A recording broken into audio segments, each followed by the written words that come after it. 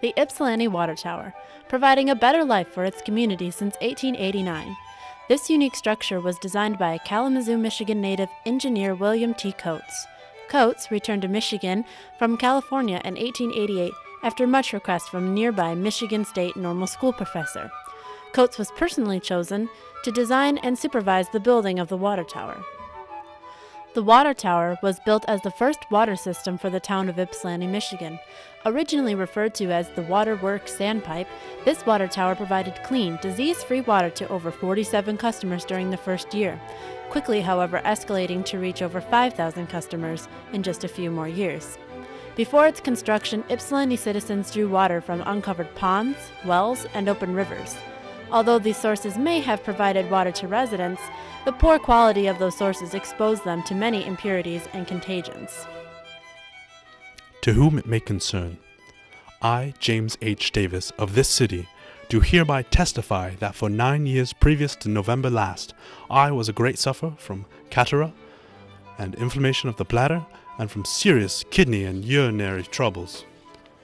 I have been treated by several of the first physicians of the state, among Doctors McLean and Frothingham of the State University, all of whom pronounced my case incurable. There was no time during all these years that I did not suffer great pain and, at times, excruciating agony while urinating. Earlier in September last, I commenced using the water from the mains of the city waterworks, and in 2 months I felt myself completely cured. At no time since have any symptoms of my old disease returned. Other uses of the water tower were to generate electricity for the streetlights and supply water to fire hydrants throughout the city. As well as saving Ypsilanti electricity cost, its construction provided several jobs for the locals. The cost of the tower and tank within was paid for by the city bonds totaling roughly $21,000. No contracts were written for laborers during the building of the tower. Jobs were a day-by-day basis. In construction of Ypsilanti Waterworks, no contracts were let, everything being done by day labor. This made it much harder for the engineer, but has given the greatest satisfaction to the city, as not $1 has left the city as contractors' profit. The home labor and tradesmen getting the full benefit of all the money paid out by the city. Although Coates was properly compensated for his work, the water tower's cost expanded far beyond its construction. A 3-year development program was drawn up for which the city's main water lines were to be installed. Waterworks System completed the task in less than 2 years at a total cost of $143,071. Of that total, approximately $21,378 was expensed in the actual construction of the towers itself. The cost of running water lines with pipe and installing hydrants throughout Ypsilanti cost roughly $64,941. The construction of the piping cost $33,285. Although the total cost of the project was expensive even by today's standards, the city of Ypsilanti did implement an effective rate system for its customers. An ordinance passed on April 14, 1889, established a yearly rate schedule for customers connecting to the water of the city. Water rates depended on the number of faucets, the business, and the amount of livestock owned. Households typically contained only one faucet and paid $5 plus $2 for possession of a private bathtub. Saloon keepers had to pay $7 for the first faucet, $3 for an additional faucet, and $1 for every billiard table. Also, for every cow a customer owned, $1 was added to their yearly rate. Delinquents existed even back in the 1890s. Failure to pay your yearly bill led to an extreme consequence of a $50 fine and 90 days in jail. Ypsilanti citizens soon learned that it was just cheaper to pay your fare on time. Although the project was expensive, the engineer became viably upset when certain design plans had been omitted during the construction, costing Ypsilanti more than originally planned. In the original design, no windows existed in the water tower. A proper cornice finish was designed for the point where the substructure and superstructure meet. No windows were intended in the other walls of the structure, thus leaving the walls to show clean and fair. These windows will probably make it necessary to box these pipes to protect them in the very cold weather. These plans were changed without the engineer. The gallery, or balcony, or whatever it properly called, was put around the outside and the cornice left off. The gallery and the 4 large circular windows now added considerably to the cost, and I think I have seriously marred the good looks of this structure. Even though the windows changed the original design of the water tower, they never hindered any Ypsilanti citizens from enjoying the tower's unique grace. In the spirit of grace, crosses were also added apart from the original design. Legend proclaims that an unidentified Catholic worker felt that it was his duty to lay the stones to form a cross to protect the workers.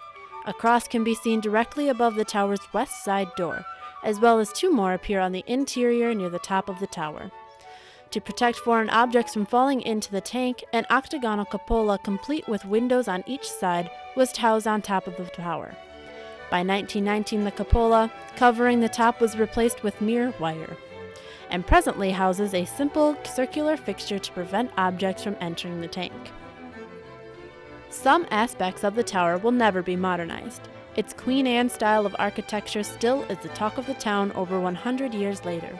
The water tower is comprised of Juliet sandstone. The walls range from 40 inches thick at the bottom to 24 inches thick at the top. The distance from the ground to the tank is 98 feet, and from the ground to the top of the tower is 150 feet. Within the tower's interior houses a set of 8 flights of staggered stairs that lead to the catwalk, which circumscribes the water tank. 4 bullseye windows 5 feet in diameter are spaced equally in the course of the tower walls. From the balcony of the tower, a once ideal view of Michigan State Normal College in 1890 has now evolved into an even greater view of the present-day Eastern Michigan University. Students at EMU take pride in their water tower and do not hesitate to think of its charming presence as a piece of their school. Being voted the world's most phallic building in 2003 by Cabinet Magazine also adds to student appreciation. The Ypsilanti Water Tower has been owned and maintained by the Ypsilanti Community Utilities Authority, or YCUA for short, since their formation in 1974. In 1976, YCUA spent over $114,000 in renovations for their water tower. Supervised by engineer Ed Kabuski, every precaution was taken to maintain the original demeanor of the tower. Shake cedar shingles replaced the roof covering the cusp of the tower. The 120,000-gallon tank was repainted with 2 coats, only 120 gallons worth of epoxy tank liner. The original 87-year-old steel grinders which were wedged into the upper level of the Juliet sandstone were replaced. All paintable surfaces within the tower were repainted, and the 4 bullseye windows were replaced with exact replicas of the originals. Some of the borderline deteriorated stone walk was replaced and other small masonry repairs were made. In 1990, YCUA replaced the catwalk surrounding the tank. The shingles were also waterproofed and inside the tank was refinished. The statue of Greek war hero Demetrius Ypsilanti, for whom the city was named after, has stood in between the Greek and U.S. flag at the base of the water tower since 1928. The statue is almost as iconic as the water tower itself. Directly in front of the statue and the water tower rests a time capsule buried in the city of Ypsilanti on July 8, 1973. Demetrius Ypsilanti will guard the capsule filled with unknown items until July 4, 2023, when it's scheduled to be uncovered. A symbol shared with the city and school for over 100 years, the Ypsilanti Water Tower has proven to be an architectural test of time. Being Ypsilanti's only water tower until 1956, this structure has provided more than just water to the Ypsilanti community. Designed as the first water tower in Michigan to be classified as an actual landmark by the American Water Works Association in 1975 and entered in the State Register of Historical Places in 1988, proves its prestige. The insight of engineer William T. Coates was ahead of his time. Our work here has been, in many respects, unique, and a radical departure from the old beaten path so long pursued in waterworks construction. One man's radical desire for change, purifying a city one faucet at a time, has evolved into a power symbol for Ypsilanti. After 2 centuries of providing life to a city throughout water, protecting it from fire, and even being a source of energy, the Ypsilanti Water Tower will continue to symbolize the power and purity of Ypsilanti for centuries more to come.